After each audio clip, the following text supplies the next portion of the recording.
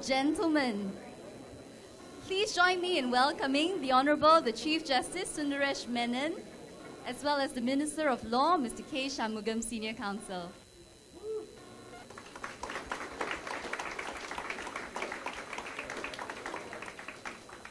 Good evening, the Honourable, the Chief Justice Sundaresh Menon, Minister of Law, Honourable Judges, distinguished guests, ladies and gentlemen. A very warm welcome to the official launch of the Singapore International Mediation Centre. My name is Eunice. I'm the Deputy CEO of SIMC, and I'm your host for this evening. Our chairman, Edwin, will soon be delivering a welcome address to everybody. Edwin is a well-known figure to many of you. He was appointed, together with George, to co-chair a working group on international commercial mediation by the Chief Justice and the Minister of Law last year. It is a result of that working group's recommendations that we are here today, and I'd like to invite Edwin on stage to say a few words. Edwin, please. Honourable Chief Justice, Honourable Minister, Honourable Judges, ladies and gentlemen, thank you all very much for coming and for putting up with the crush and the discomfort. We won't keep you long. We wanted to have you here. One idea was we could all go to some flashy hotel for a big reception. We all decided that you'd rather be here at our home, which we share, of course, with Maxwell Chambers and with the Singapore International Arbitration Centre, because it's hugely important. So I'm sorry it's slightly uncomfortable. We won't keep you long. It is faintly absurd that a very ordinary foreign lawyer who would be unfit to hold judicial office in any jurisdiction should be here introducing you to your Chief Justice. I recognize that that must seem totally absurd. Sadly, I've said before that this isn't the only place I go to. My flights get longer and longer as I try to find jurisdictions to which my reputation has not yet spread. But mercifully, Singapore is still one of them. It's a huge privilege to be invited to introduce this man. Absurd that I should be introducing him to you. And when I say to you, I don't just mean the Singaporeans, I mean this international community. Sundaresh Menon is a Chief Justice who is admired universally throughout the world. It matters not where you go. I count it as a huge privilege to count him as a friend, to the extent that I am almost prepared, not yet, to forgive him for having persuaded me to take on the joint chairmanship of the Working Party into mediation. He almost got absolution and forgiveness for that until he then directly ordered me to take over the chairmanship of SIMC, on which I really did think was adding insult to injury. Had it been anybody else, I would have disobeyed, but sadly I didn't get where I am today by disobeying direct orders of Chief Justices, even in foreign jurisdictions. I'm grateful to him to this extent. It gave me the opportunity to work with a team of quality beyond anything that I have ever experienced in my many, many years in the law, not having the distinguished background that you lot, having left school at 15 and started as an office boy on my 16th birthday. I didn't have the kind of privileged background that I would expect from you. But in those long years, I have never come across a team of the quality that George and I had the privilege to lead that working group. I think they did a fantastic job. I also think that it is a huge tribute to this place that we moved from an awareness that there was a problem to a working group, to the formation of this and to the drafting of the legislation in 18 months from start to finish. There is nowhere else in the world that could have done that. In the process we have picked up, we have appointed a team, a panel of experts, which I have absolutely no hesitation or apology for saying is the finest in the world. I'm entitled to say that because I have excluded myself from admission to it.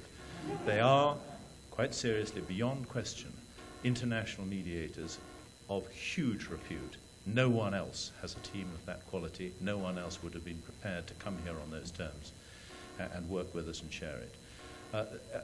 Many of them, and I pay tribute, there are too many to name, but they all know, because we tried to see as many as possible last night, have actually flown here to be with us today. It's a formidable panel. It's actually understated on the brochures. There are actually 14 jurisdictions, to my knowledge, from 14 countries from whence they come, and 14 languages which we speak between us. That, too, is unrivaled in any other similar institution. two of the, being a panel, of course, nobody is more important than anybody else. There are two particular stars, they're all stars, there are two particular stars who apologised for not being with you this evening, and out of respect for the Chief Justice and the Honourable Minister, I would like you just to have the opportunity of just hearing the little contribution that they took the trouble to have videoed and sent to us, because I think we'd respect. You'll recognise them both as literally fathers of mediation. Our own beloved Tommy Coe from Singapore, and equally well-loved and hugely respected William Ury from the United States, probably the two of the best mediators in the world, whose reputation goes before them. But if Eunice can work the magic, we'll see what they had to say. It should appear on your screens.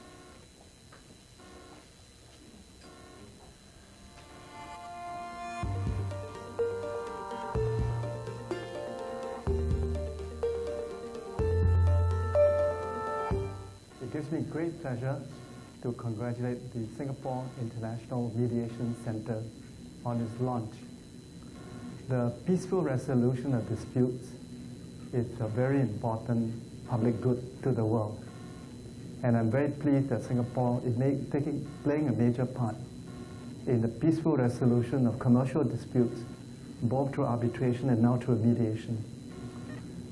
For Asians, mediation is a very comfortable cultural option because it's a win-win option. So I'm quite confident that the SIMC will thrive and prosper.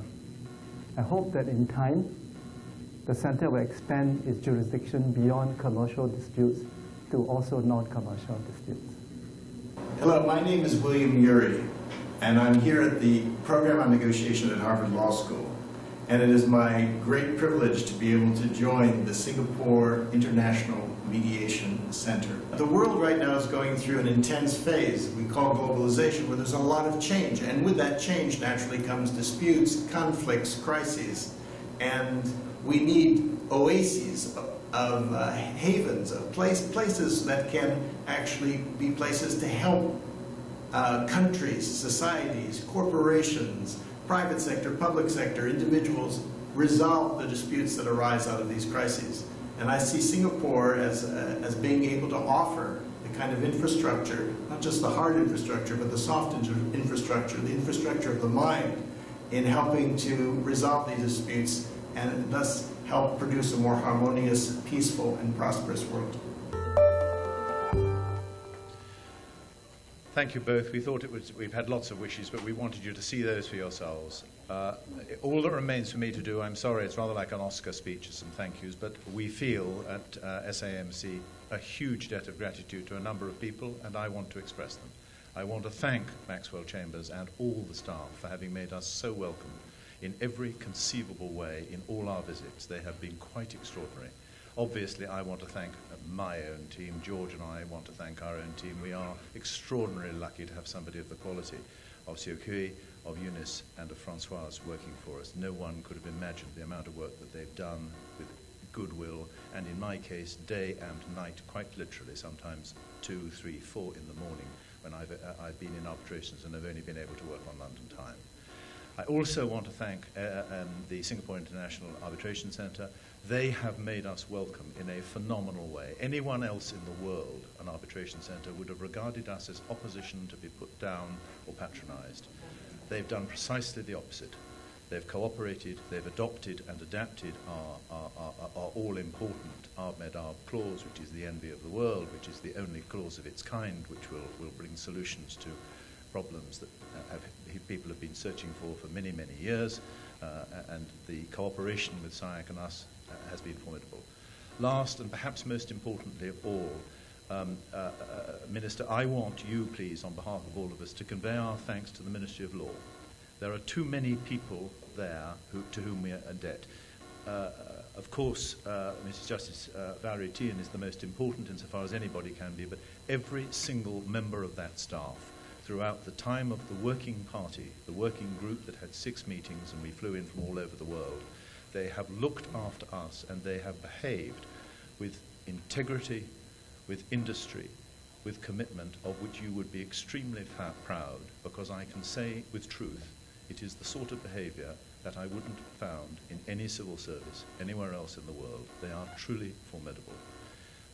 It is, of course, noted, for those of you who didn't know, it's not surprising that Permanent Secretary Dr. Bay Swinjan is going on to yet further promotion. We wish him well and acknowledge our debt specifically to him. But I wanted the Minister to take that goodwill back from us because it is very sincere. You've heard enough from me, some of you all day, for which I apologise. Now, the man we've all been waiting for, who didn't require any introduction, our Honourable Chief Justice.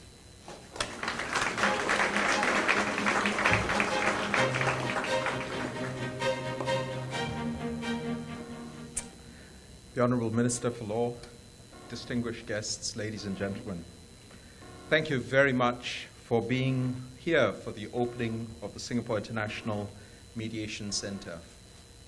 Indeed, it gives me great pleasure to mark this very, very important development in the Singapore legal landscape and to commemorate what is surely a significant milestone in our quest to become a leading hub for the resolution of transnational disputes. We've seen a dramatic growth in trade and investment in Asia in recent years. Between 2007 and 2012, foreign direct investment inflows into Asia have grown from $365 billion to $406 billion, with ASEAN countries showing a robust 30% growth in FDI during that same period. ASEAN trade was valued at $2.5 trillion in 2013 and is expected to continue to grow. But accompanying this growth has been a corresponding increase in the need for quality dispute resolution services, in particular for cross-border commercial disputes. Singapore has enjoyed a measure of success in emerging as a key neutral venue for the resolution of such disputes.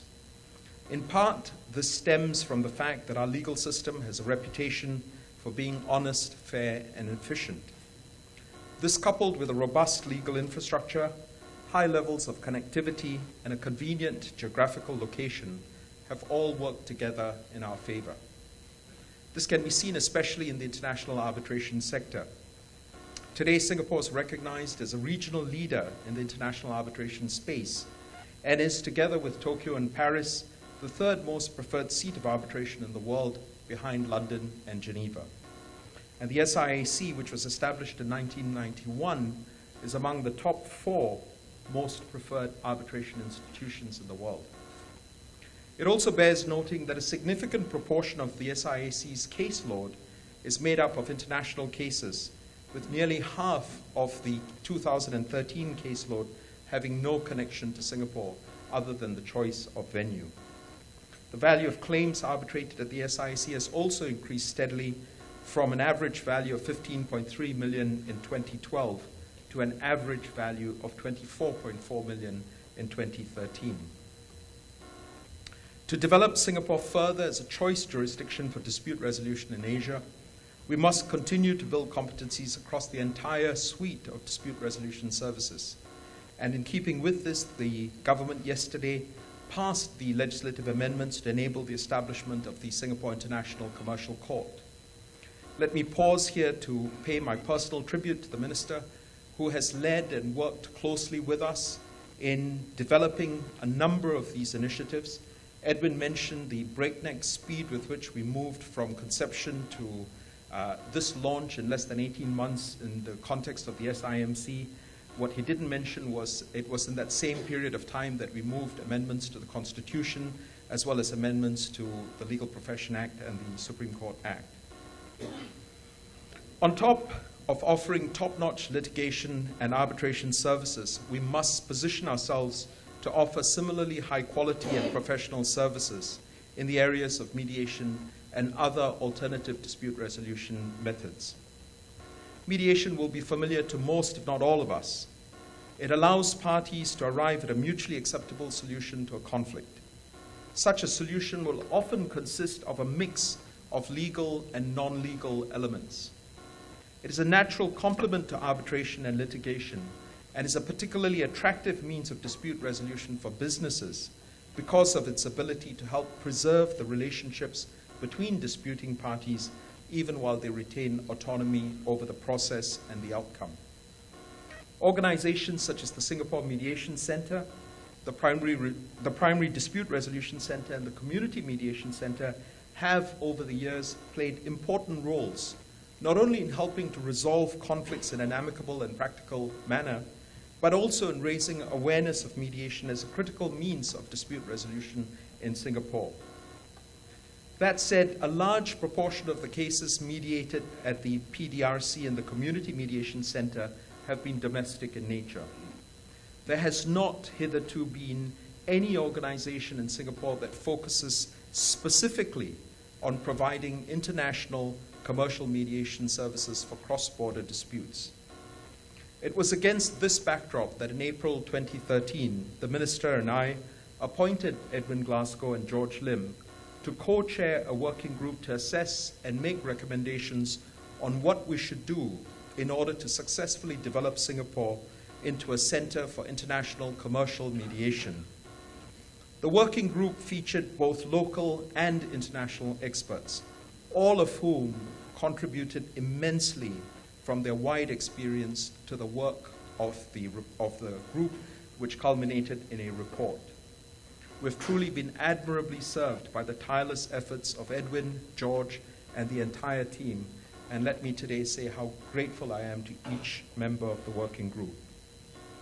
The group, after having undertaken an extensive survey of the mediation landscape both in Singapore and internationally, submitted its report and recommendations at the end of November last year.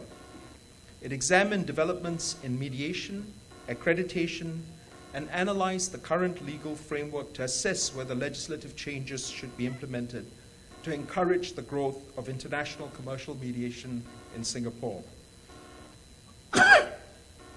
The working group also considered the existing legal infrastructure to determine how international commercial mediation services may be integrated with our existing suite of dispute resolution services and service providers.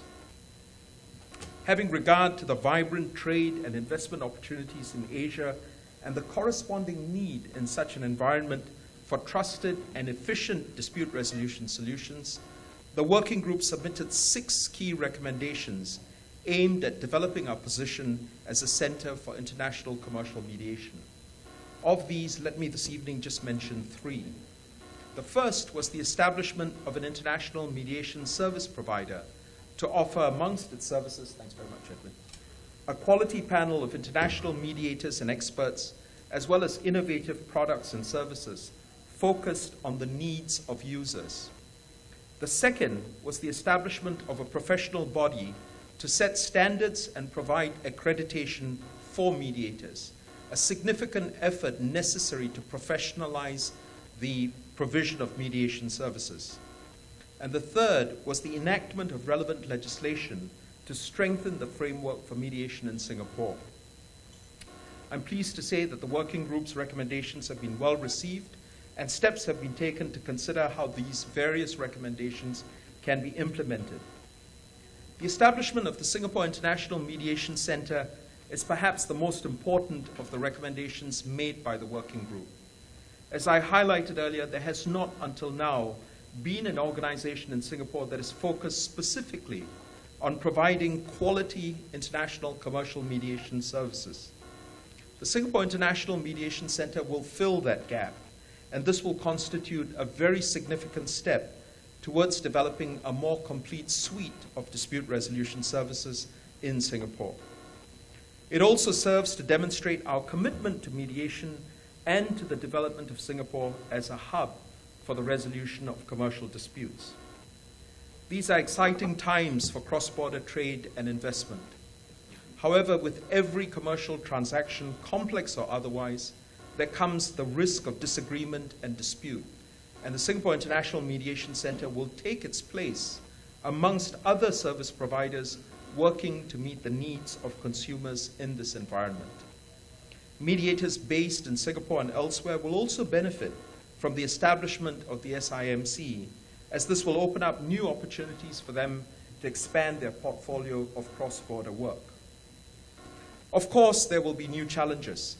One of these will be to ensure that mediators and mediation practice in Singapore achieve and maintain high standards of professionalism and excellence. This brings me to the second significant recommendation of the working group that I've mentioned, namely the creation of a professional body to set standards and provide accreditation for mediators. The Singapore International Mediation Institute was launched this afternoon, and it will act as the regulatory body for mediators and mediation in Singapore.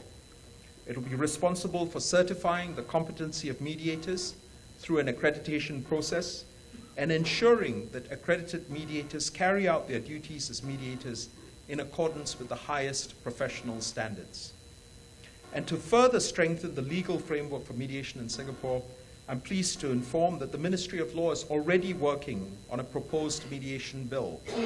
The proposed bill is based on yet another of the recommendations that I have highlighted, and it will include provisions relating to the enforceability of mediated settlements by the Singapore courts and the confidentiality and admissibility of communications made in the course of mediation. I believe the proposed bill will not only provide more clarity and certainty for users and providers of mediation services, particularly in areas where the law is unclear, but it will also bolster the confidence that users have in mediation services in Singapore. Ladies and gentlemen, the opening of the Singapore International Mediation Centre this evening marks a very exciting point in our journey. I'm sure that the Centre will come to set the benchmark for quality international commercial mediation services, and this will only add to our standing as a dispute resolution services hub in Asia.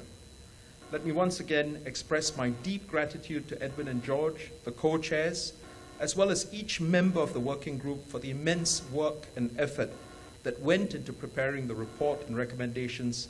And let me also thank all of the others who have applied themselves to get us to this point. Thank you very, very much. Thank you, Chief Justice.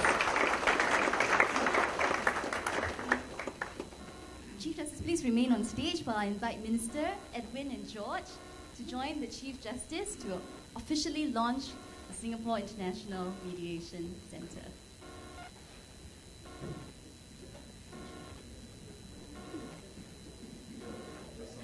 So we would request that you place one hand on the button on the pedestal, and at the count to 3, press it, all right? 1, 2, 3.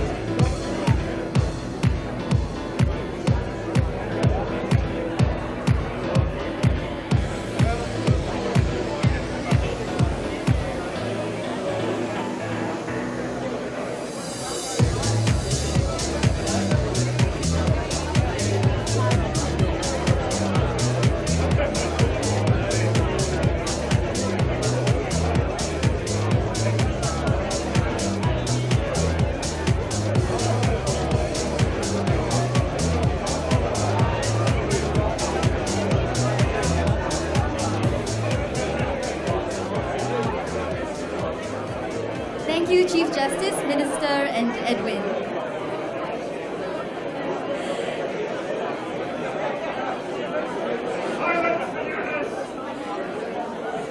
I just wanted to say thank you, everyone. Thank you, Chief Justice, Minister Edwin and George. A cocktail reception will now be served. Please enjoy the rest of the evening and feel free to view the mediation suites that have just been furbished in Maxwell Chambers. Thank you.